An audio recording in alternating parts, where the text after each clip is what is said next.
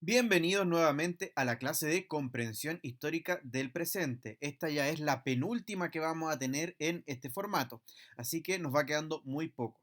El objetivo del día de hoy es analizar el crecimiento económico de América Latina y sus desafíos en la inserción en un mundo más globalizado. Y la pregunta que intentaremos resolver es qué desafíos tienen las economías latinoamericanas para que el crecimiento económico se desarrolle en este nuevo contexto global. Ojo, porque vamos a hablar con el concepto de crecimiento económico. Cuando nos referimos a esto, lo diferenciamos del desarrollo económico, puesto que cuando hablamos de desarrollo incluimos también lo social e incluimos también el concepto de sustentabilidad medioambiental.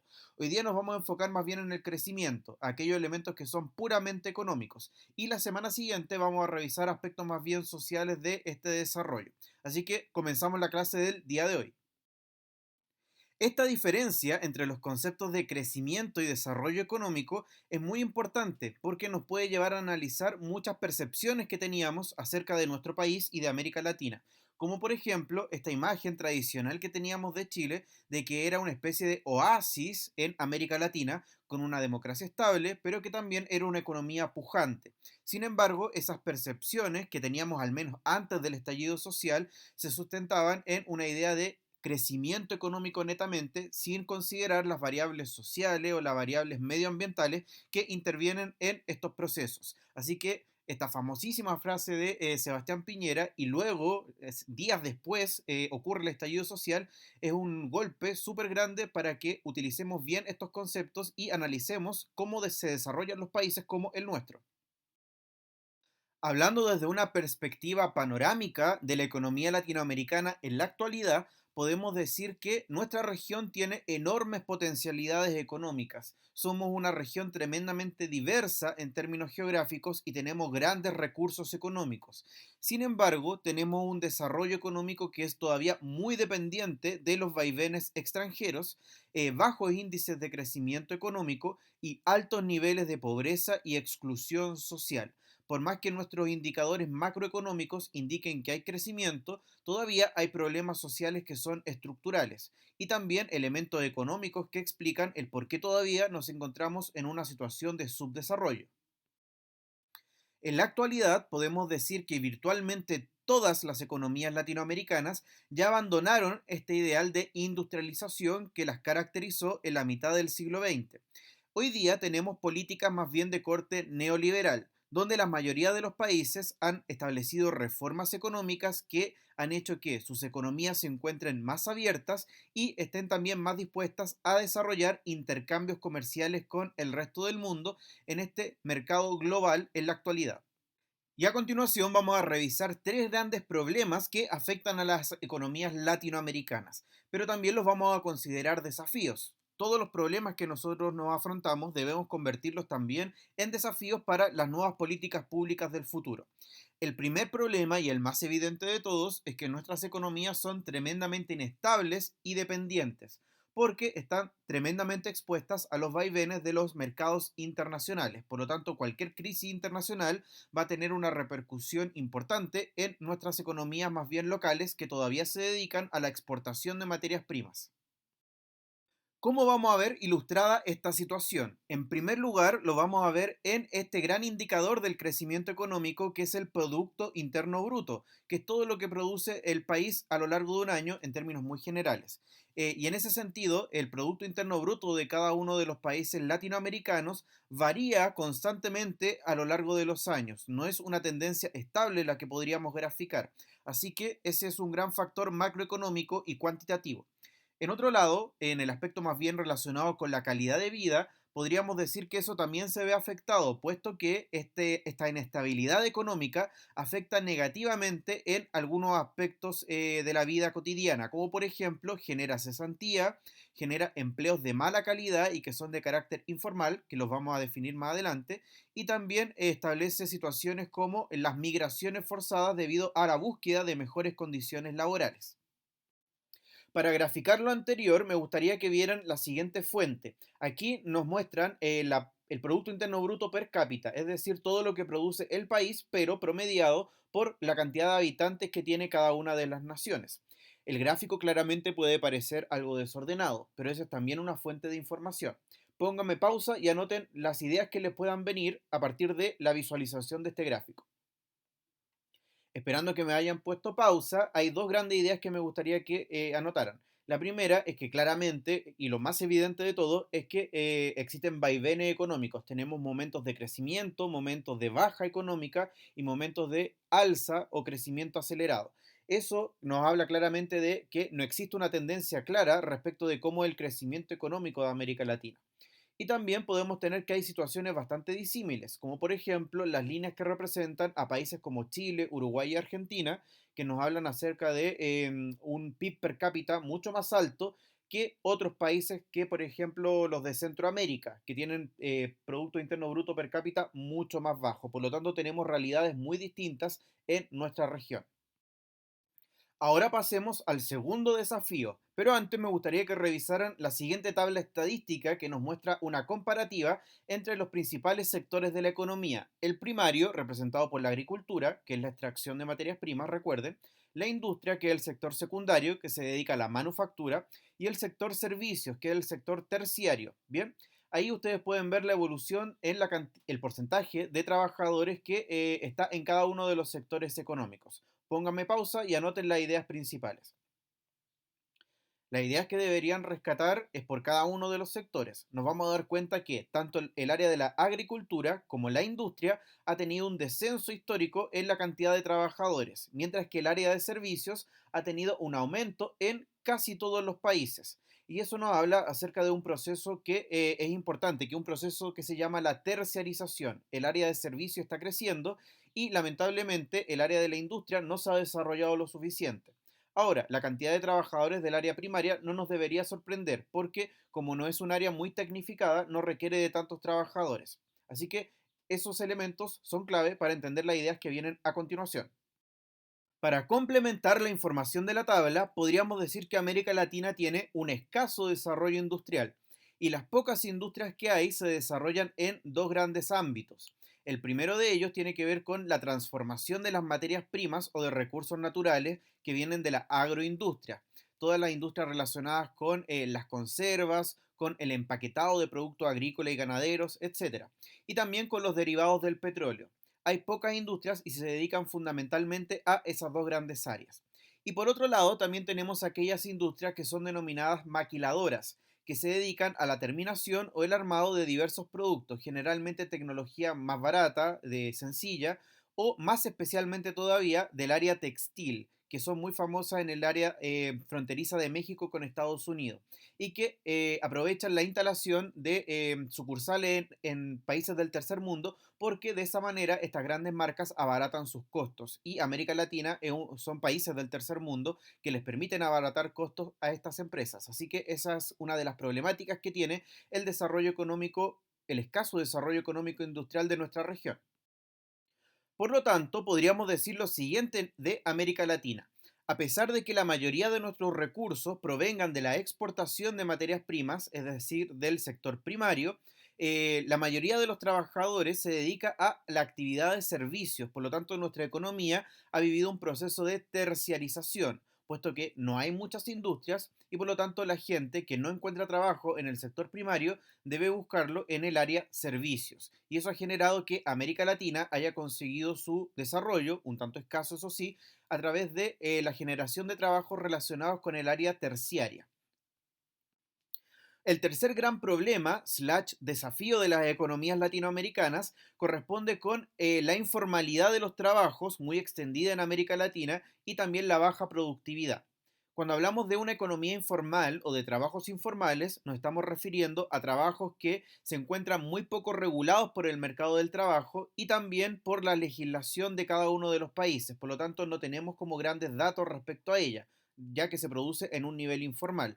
Y también son trabajos que generan muy pocas remuneraciones, por lo tanto son muy poco productivos, contribuyen muy poco al crecimiento económico. Así que son un problema estructural de nuestra economía. Este problema es tan grande que la Organización Internacional del Trabajo ha estimado los siguientes cálculos y nos ha dicho que prácticamente tres cuartos de los trabajadores de América Latina se dedica a algún empleo informal Y de hecho, el 40% del Producto Interno Bruto de los países latinoamericanos proviene de los ingresos del mercado informal. Por lo tanto, si estos trabajadores se dedicaran a trabajos formales y de mayor productividad, nuestras economías crecerían mucho más, pero eso es un trabajo de políticas públicas mucho más grande que quizás todavía nos costaría implementar en la actualidad. Así que por eso es un problema tan grande para nuestra región. ¿Cómo reconocemos estos trabajos informales? Porque nos puede parecer un concepto muy abstracto. Sin embargo, son empleos que podríamos reconocer en cualquier parte, como por ejemplo las microempresas familiares que no pagan impuestos y que no están debidamente reguladas, aquellos trabajadores que se dedican al área del transporte, por ejemplo, todo lo que está ocurriendo con las aplicaciones como Uber, Cabify, Didi, que no están regulados tampoco por el mercado, los trabajadores domésticos, el empleo doméstico que históricamente ha sido ignorado por las legislaciones, particularmente la chilena hace muy poco la reconoció como un trabajo formal, las actividades artesanales o el comercio ambulante. Si se fijan, todos hemos tenido acceso y hemos podido ver la frecuencia de este tipo de trabajos.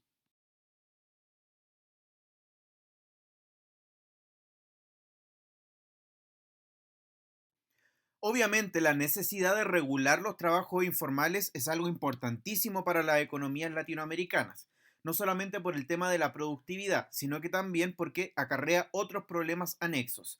Revisen la fuente y cuéntenme cuál sería ese otro problema anexo.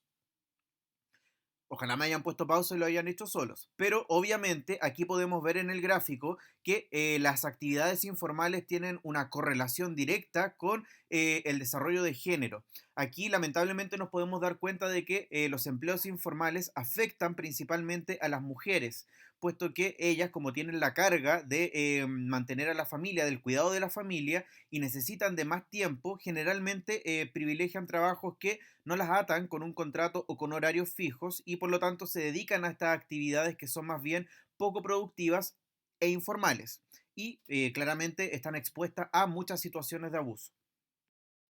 Ahora, adentrándonos en el caso de Chile, podemos decir que a partir de los gobiernos de la concertación tenemos una continuidad del modelo neoliberal que se había empezado a instalar durante la dictadura de Augusto Pinochet. Por lo tanto, el aspecto económico no es un quiebre, sino que es más bien una mantención de este legado de la dictadura, con sus pros y sus contras claramente.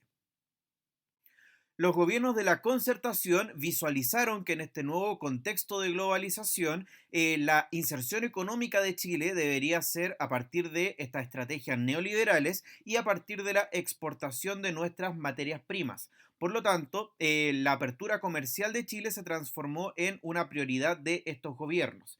De hecho, hubo resultados bastante buenos. La década de 1990 se caracterizó por un gran crecimiento económico en nuestro país. De hecho, incluso en la década del 90 se hizo conocida la comparación de Chile, la economía de Chile con la de un jaguar. De hecho, nos llamaban los jaguares de Latinoamérica con esta especie de soberbia que tenía nuestro país respecto de su crecimiento económico en comparación con el escaso crecimiento que tenía el resto de América Latina. Así que la concertación, el neoliberalismo, la globalización son tres elementos que se conjugan en este desarrollo económico de nuestro país. Estas políticas neoliberales de la concertación siguieron cuatro grandes estrategias para lograr la apertura económica de Chile y este mayor crecimiento del cual hablábamos. La primera estrategia corresponde a la reducción de las barreras arancelarias, es decir, que la exportación de nuestras materias primas, de nuestros productos y de las importaciones de los productos que compramos desde el extranjero se hagan con el menor impuesto posible. Y eso se logra con mejores relaciones comerciales con los países extranjeros.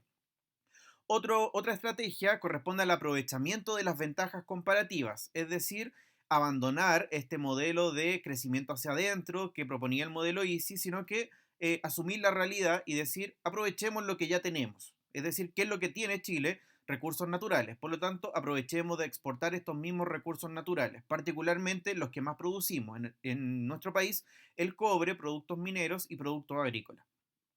Otro factor, el potenciamiento de las exportaciones, dejar de pretender producir aquello que no se producía espontáneamente en nuestro país, que era lo industrial, sino que aprovechar las exportaciones de materias primas.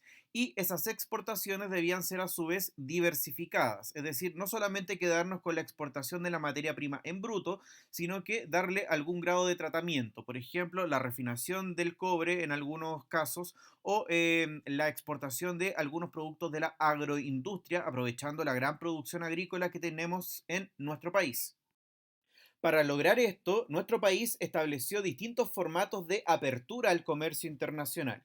El primero de estos formatos corresponde a la apertura unilateral, es decir, la estrategia que Chile establecía por sí solo. Y estas políticas tenían que ver con la reducción de los impuestos al mínimo para que se facilitara el intercambio comercial, que los productos extranjeros lleguen con el menor impuesto posible y que los productos chilenos lleguen al país de recepción con el menor impuesto posible para hacer nuestros productos más competitivos en el mercado internacional. Un segundo formato de apertura corresponde a las de carácter bilateral y regional, es decir, nuestro país se ha caracterizado por establecer vínculos comerciales, tratados con países que también tienen estas mismas políticas de apertura comercial.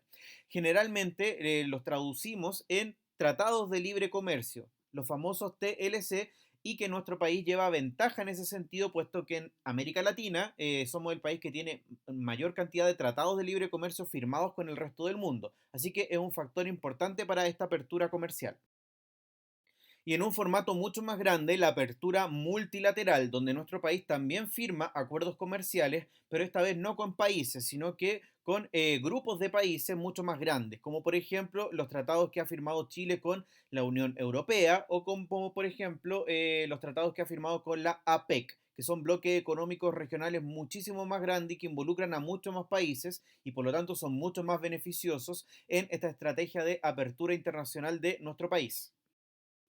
Y aquí vamos a revisar algunas fuentes de información que ustedes van a extraer de, obviamente, los recursos que les voy a presentar.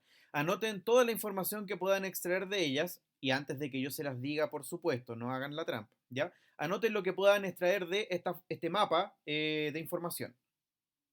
Esperando que lo hayan hecho, obviamente es muy fácil este mapa porque nos muestra tres tipos de información. El primero de ellos nos muestra los países con los que nuestro país ha firmado algún tipo de acuerdo y la clasificación de esos acuerdos. Los que más nos interesan a nosotros son los países marcados en rojo porque con ellos tenemos TLC, Tratados de Libre Comercio, y los que aparecen en azul porque tenemos acuerdos de libre comercio con ellos. Si se fijan, esos países pertenecen a países de qué parte del mundo.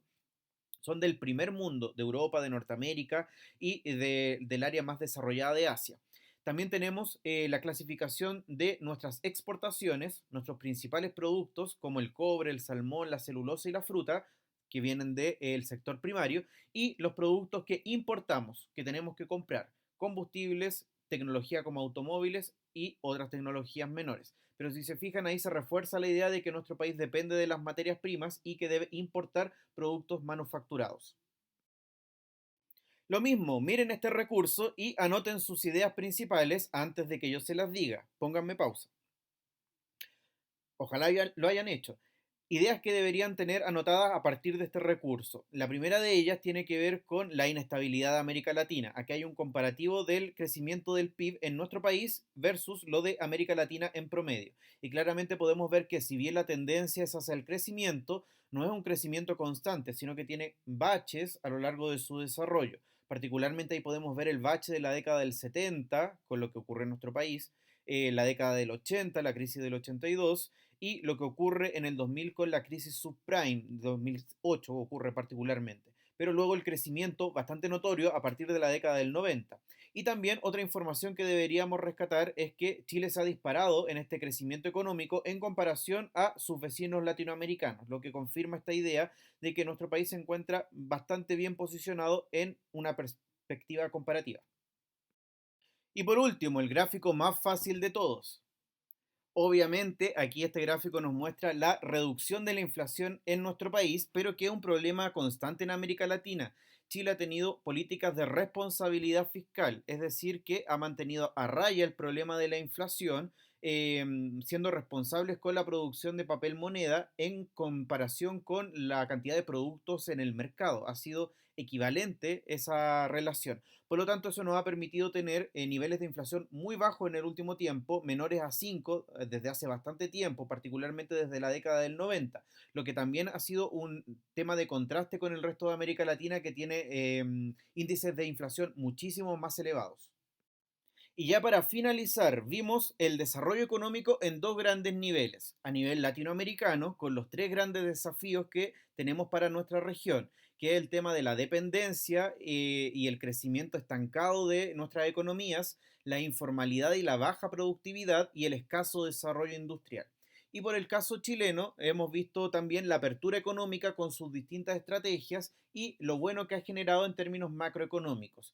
Tengan en cuenta, eso sí, que no revisamos hoy día el factor social, porque si consideramos ese otro pilar, ahí podríamos ser mucho más críticos respecto de las políticas neoliberales. Hoy día revisamos solamente lo económico. En la próxima clase vemos ese otro tema para que dejemos más redondo este tema del desarrollo económico como concepto más grande. Bien, a partir de lo que revisamos hoy día, respondan estas preguntas en sus cuadernos. No lo posteen en el Google Classroom, sino que en sus cuadernos solamente.